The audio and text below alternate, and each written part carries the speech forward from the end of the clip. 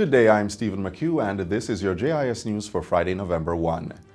Prime Minister Andrew Holness is attributing the significant drop in the island's youth unemployment rate to programs initiated by the government since 2017. The Prime Minister asserts that the HOPE program, Jamaica National Service Corps, and aligning the Heart Trust NTA's training to industry needs have all contributed to the significant drop in youth unemployment. That has reduced the friction in the labor market. So persons who are properly trained find jobs more easily because their training aligns with the jobs that are available.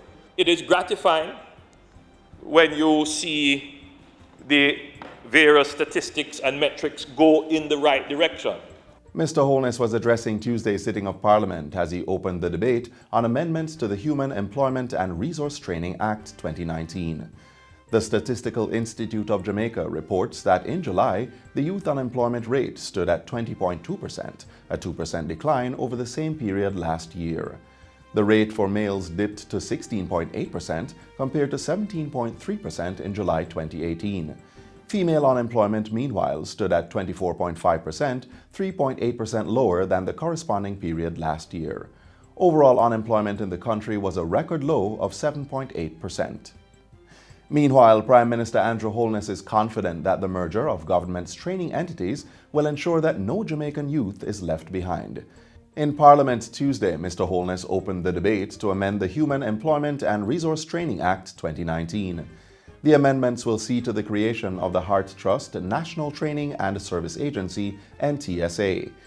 This will be achieved with the merger of the Heart Trust NTA, the National Youth Service, the Apprenticeship Board, and the Jamaican Foundation for Lifelong Learning.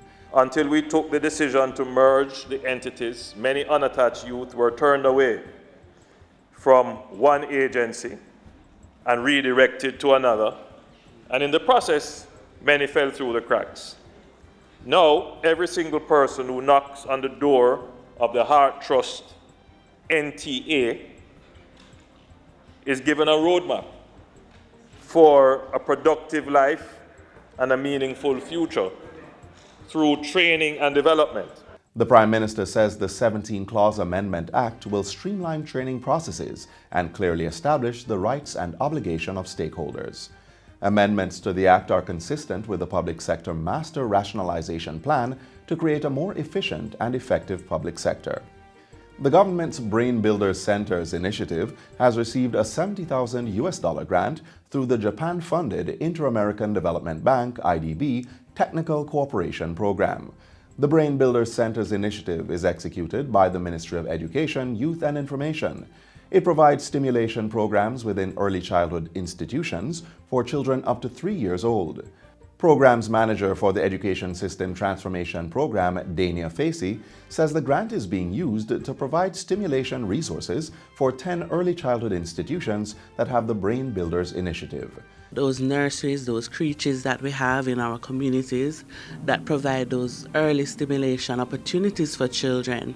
What the project has been able to do is provide well-needed resources, the little dolls, the mirrors, the balls, those things that children need to play with in a very targeted way with a caregiver.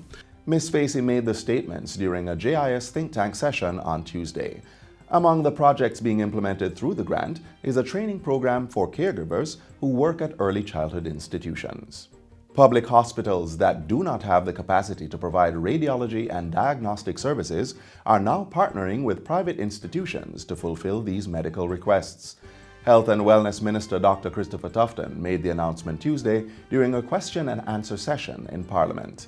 He said access to the services from 10 private providers began on October 7. Framework agreements were signed with the following service providers on the 25th of September 2019.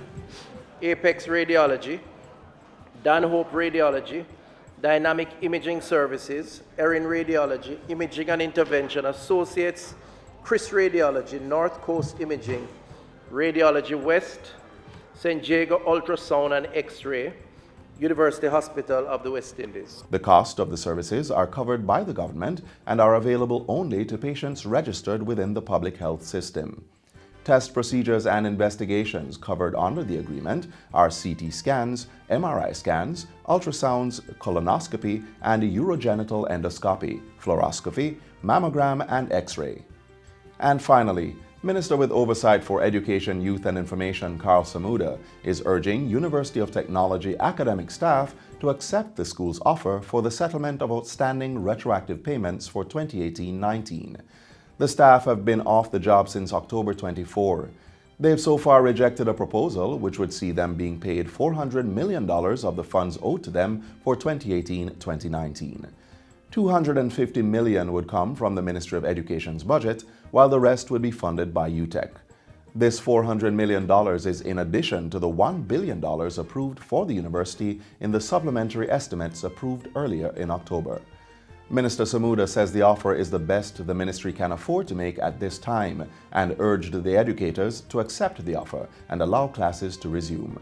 The teachers are represented by the University of Technology Jamaica Academic Staff Union. And that's it for JIS News Today. I'm Stephen McHugh. Thanks for watching.